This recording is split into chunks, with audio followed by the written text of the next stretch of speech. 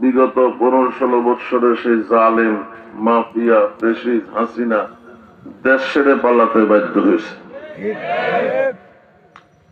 তারা আমাদেরকে ধমকি দিত, খেলা হবে খেলা হবে। ছাত্র জনতা এমন খেলা দিয়েছে, একেবারে ফুল টিম আউট।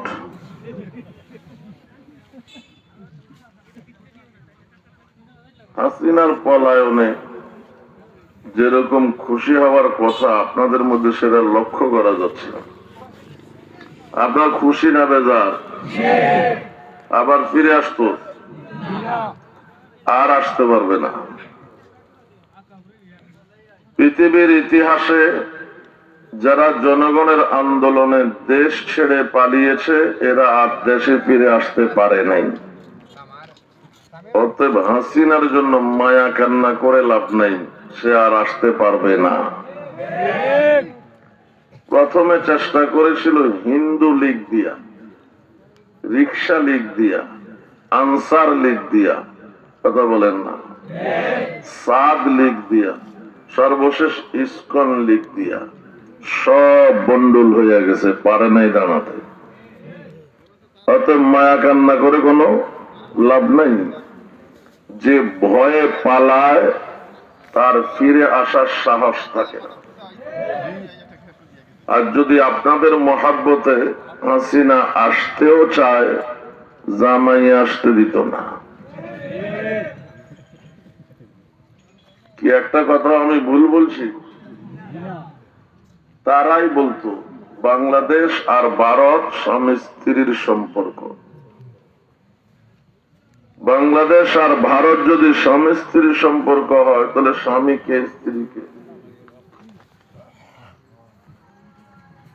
2010 সালে আমি আমার এক বক্তৃতায় বলেছি 1971 সালে হাসিনার বাপ ছিল এই দেশের জনপ্রিয় নেতা, কিন্তু 1975 সালে এই নেতার জানাজা পড়ার মতো মানুষ পাওয়া যায় না।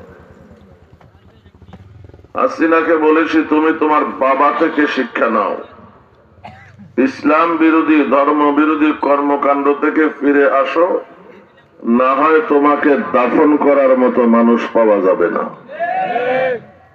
আজকে আমার সেই কথাই সত্য হতে চলেছে। আপাতত যা বোঝা যায় হাসিনা ভারতেই মরব। এখন দেখার বিষয় তাকে সেখানে গাড়ে না পড়ে, বুঝেন নাই?